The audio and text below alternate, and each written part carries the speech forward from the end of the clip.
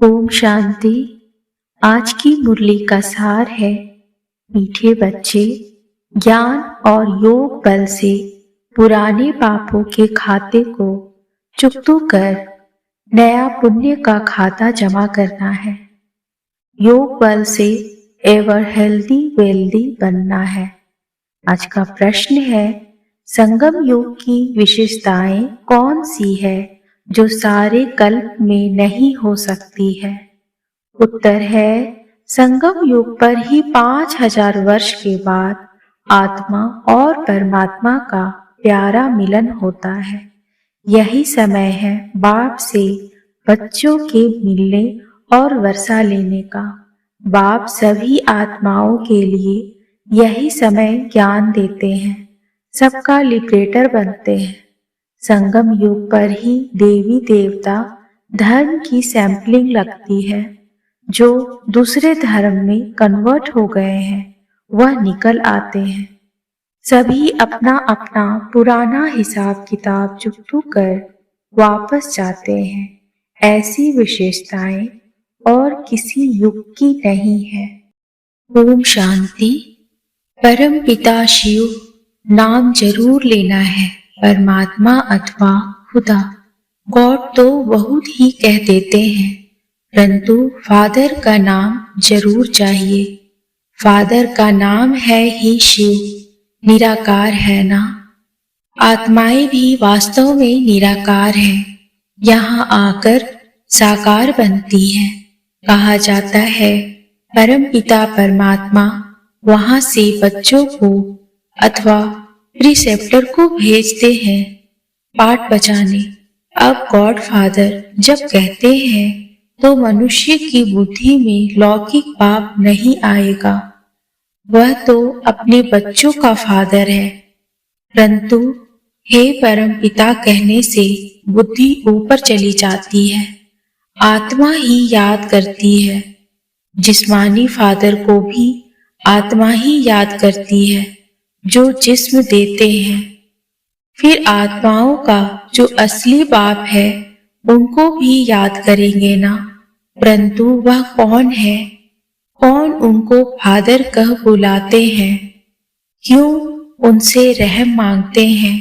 वह सबका बाप है, यह तो सब जानते हैं। लेकिन अगर सब बाप ही बाप है तो फिर यह पुकार सिद्ध नहीं होती है। कहते हैं परमात्मा ने ही सब कुछ दिया है, यह बच्चा भी परमात्मा ने दिया है। तो गॉड को जरूर याद करते हैं, पुकारते हैं, आकर के हमको पावन बनाओ, लिबरेट करो इन दुखों से। तो जरूर कहाँ तो ले जाएंगे ना। सभी को लिबरेट कर शांति धाम व सुख धाम में ले जाते हैं। कल्प कल्प के संगम युग पर ही आते हैं, ऐसे नहीं बीच में आते हैं। सबको ले जाने तब आएंगे जब नाटक पूरा होना है। बाप कहते हैं मैं एक ही बार आता हूँ, मुझे कोई घड़ी घड़ी आना नहीं पड़ता है। मैं एक बार आता हूँ जब सब तमो प्रधान बन पड़ते हैं, क्योंकि 84 जन्म तो जरूर पूरे करने हैं। अगर पहले आऊं तो 84 का चक्र पूरा हो न सके। चक्र का पूरा अंत आना चाहिए ना। जब आना होता है तब फिर बच्चों का आकर पहले पहले बाप बनता हूँ, फिर टीचर सतगुरु भी बनता हूँ। बाप जन्म देते हैं, टीचर शरीर निर्वाह अर्थ शिक्षा देते हैं, और गुरु किया जाता है सद्गति के लिए। गुरु यहाँ ही किए जाते हैं, सतयुग में कोई गुरु नहीं करते हैं। वहाँ बाप और टीचर होते हैं। ऐसे नहीं कि बाप टीचर बन पढ़ाते हैं। बाप अलग टीचर अलग होते हैं। यहाँ यह बाप टीचर गुरु एक ही है। तुम बच्चों को अडॉप्ट किया है, तुम हो मुख वंशावली। फिर चाहिए पढ़ाई तो सारी सृष्टि चक्र के आदि मध्य अंत का राज समझाते हैं। ड्रामा में मुख्य क्रिएटर, मुख्य एक्टर कौन कौन है, सारे विश्व के चक्र की नॉलेज बताते हैं। मूल वतन, सूक्ष्म वतन, स्थूल वतन का सारा समाचार बताते हैं। यह सारा चक्र कैसे फिरता है, पहले पहले नई दुनिया में कौन कौन आते हैं। पहले पहले तो बच्चों को यह जानना चाहिए कि वह हमारा बेहद का बाप है। यह ब्रह्मा भी कहते हैं हमारा बाप, यह शिव है। ब्रह्मा वल्द शिव, शिव बाबा भी कहते हैं यह ब्रह्मा बच्चा है, मुझे इनमें प्रवेश करना है, तो मैंने इनको अडॉप्ट किया। पहले इनका नाम असूल लेखराज था, फिर ब्रह्मा नाम रखा है। मैंने इनको अपनाया है। मनुष्य बाबा बाबा कहते हैं, परंतु बिगड़ जाने शिव के चित्र के आगे जाते हैं, परंतु वह हड्डी दिल से समझते नहीं कि यह हमारा बाप है। लौकिक बाप का अगर कोई चित्र देखते हैं तो झट कहेंगे यह हमारा बाप है। शिव के आगे वह हड्डी नहीं निकलेगा। भल उनको परमात्मा समझते भी हैं, परंतु उस रुचि से हड्डी अर्थात जिगरी नहीं कहेंगे कि हमारा बाप है। सिर्फ वंदना करते हैं। भक्ति मार्ग की रस्म अनुसार उनसे प्राप्ति क्या होती है वह बुद्धि में आएगा नहीं। यह बाप बैठ समझाते हैं। निश्चय करने के लिए पॉइंट्स तो बहुत देते हैं, परंतु बच्चे भूल जाते हैं। सभी धर्म वालों के लिए यह ज्ञान है, चाहे मिलिट्री का हो चाहे सिविलियन हो, ज्ञान सबके लिए है। तुम बच्चे जानते हो शिव बाबा हमारा बाप टीचर सद्गुरु है। यह हमारा बहुत पुराना मिलन है, 5000 वर्ष के बाद आए हैं। इसे आत्माओं और परमात्मा का प्यारा मंगल मिलन कहते हैं। परम पिता परमात्मा आकर सभी आत्माओं से मिलते हैं। इस समय ही सबका लिबरेटर बनते हैं। सभी तो शिक्षा नहीं लेंगे, शिक्षा वह लेंगे जो देवता बनने वाले होंगे। मनुष्य सृष्टि का इतना बड़ा झाड़ है, इनसे सैंपलिंग लगाते हैं। आज गवर्नमेंट भी किस्म किस्म की सैंपलिंग लगाती रहती है, बाबा भी सैंपलिंग लगाते हैं। फिर जो इस कुल के हैं वह निकल आते हैं। जो देवी देवता धर्म वाला व इस फाउंडेशन वाला होगा उनका ही सैंपलिंग लगता है। तुम असूल देवी देवता धर्म के हो, फिर और धर्म वालों का भी सैंपलिंग लगेगा। जो कन्वर्ट हो गए होंगे वह निकल आएंगे। किस्म किस्म के मुसलमान पारसी आदि आते हैं ना, अपने दैवी धर्म के झाड़ की ही सैंपलिंग लगती रहेगी। अब तुम बच्चे प्रैक्टिकल में समझते हो वह एक ही बाप हमारा बाप टीचर सद्गुरु है। मनुष्य तो कहेंगे बाप ने हमको जन्म दिया, फिर फलाने टीचर ने पढ़ाया, फिर पिछाड़ी में गुरु करते हैं, कोई नहीं भी करते हैं। हर एक की अपनी अपनी मान्यता है। कोई ना कोई का सिमरन जरूर करते हैं। बाप को याद करेंगे व कोई मित्र संबंधी को याद करेंगे। अब तुमको और सबकी याद भूल एक बाप को ही याद करना है। वही सत्य बाप, सत्य टीचर, सतगुरु है। सचखंड की स्थापना करने वाला है। सारे सृष्टि के आदि मध्य अंत के चक्र की हिस्ट्री ज्योग्राफी बताते हैं। हम स्वदर्शन चक्रधारी बने हैं तो जरूर चक्र याद करना पड़े। यह सृष्टि का चक्र कैसे फिरता है शुरू से अंत तक, चक्र को जानते हो और यह कल्प के संगम युग पर ही जान सकते हो। बीच में तो कोई जान न सके। बाप पढ़ाते ही हैं कल्प कल्प। कल्प के संगम युग पर सारे वर्ल्ड की हिस्ट्री ज्योग्राफी का राज और कोई भी समझा न सके। बाप ही समझाते हैं। बाप द्वारा तुम स्वदर्शन चक्रधारी बन चक्रवर्ती राजा बनते हो। वहां यह नॉलेज फिर गुम हो जाती है। नाटक पूरा हुआ, फिर आत्मा के अंदर जो पाठ है रजाई का वह शुरू होगा। इस समय तुम्हारा पाठ है सीखने का। बाबा का आना, बच्चों को नॉलेज सिखाना, उच्च पद प्राप्त कराना अभी का पाठ है। पद प्राप्त कर लिया फिर खत्म। फिर यह सृष्टि चक्र की नॉलेज प्रायः लोप हो जाती है। कोई भी मनुष्य को इस सृष्टि चक्र का नॉलेज नहीं है। सन्यासी तो चक्र को मानते ही नहीं। झाड़ को देख कहते हैं यह तो कल्पना है। तो तुम बच्चों को भी धारणा करनी है। योग पूरा नहीं होगा तो धारणा होगी नहीं। बुद्धि प्योर बन न सके। कहते हैं ना शेरनी का दूध सोने के बर्तन में ही ठहर सकता है। तो यह भी ज्ञान अमृत बच्चों को मिलता है।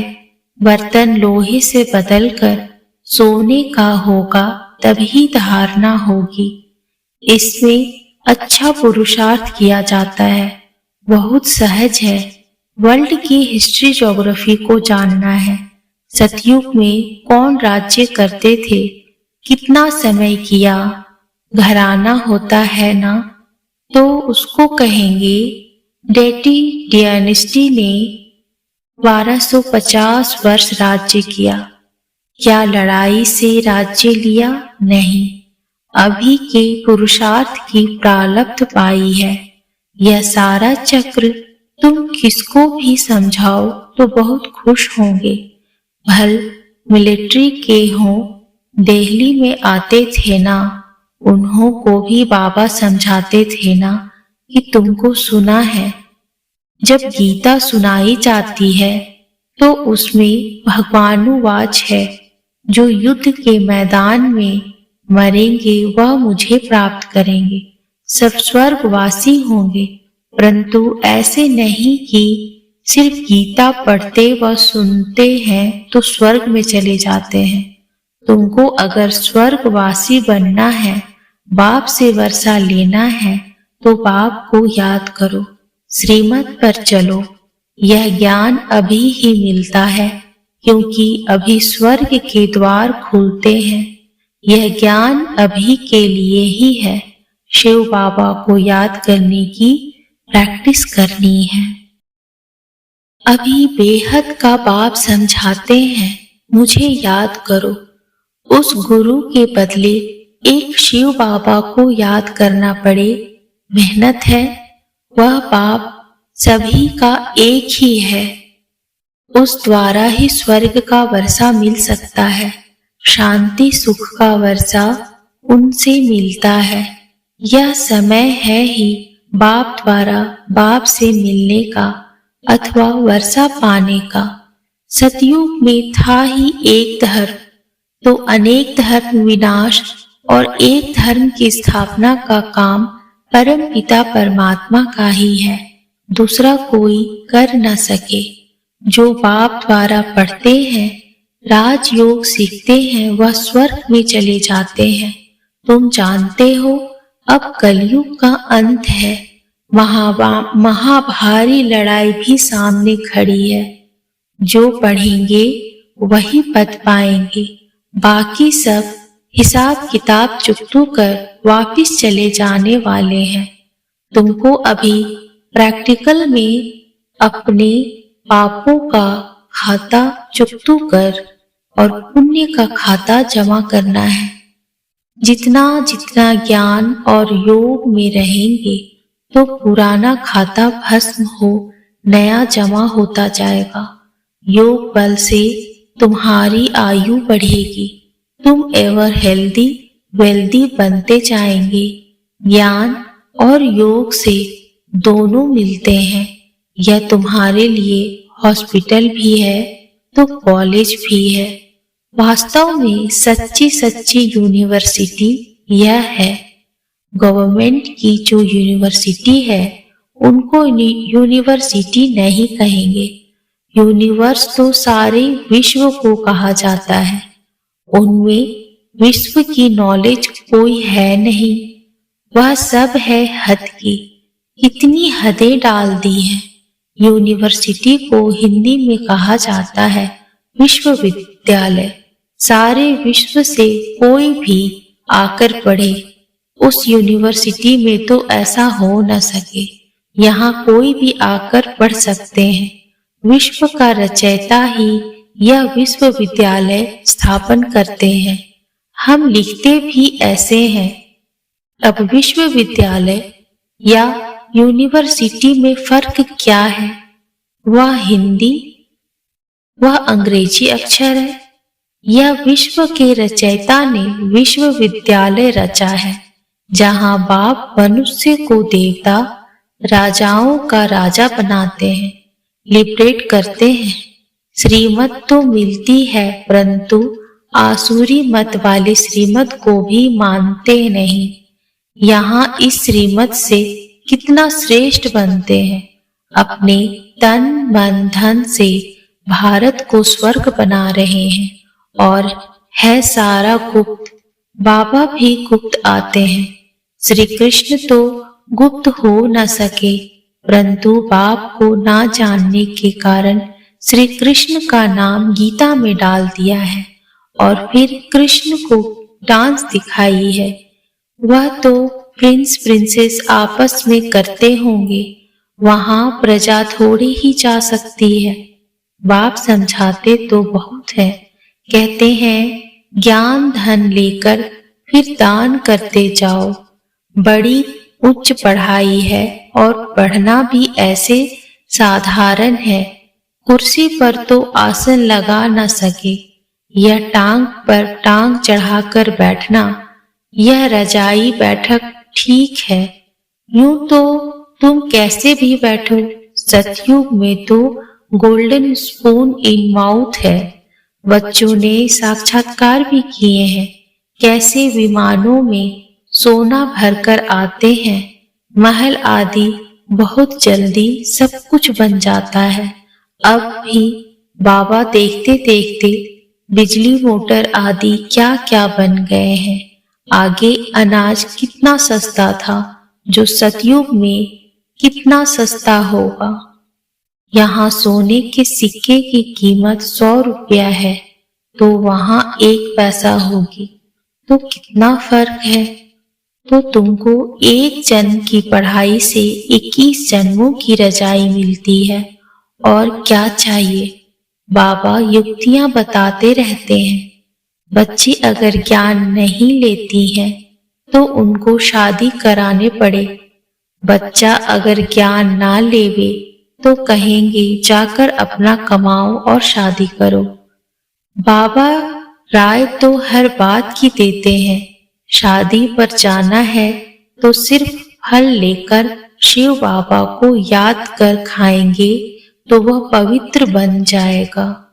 अच्छा, बाप दादा का मीठे मीठे सिकिल दे ब्राह्मण कुलभूषण स्वदर्शन चक्रधारी नूरे रत्नों प्रति याद प्यार और गुड मॉर्निंग। रूहानी बाप की रूहानी बच्चों को नमस्ते।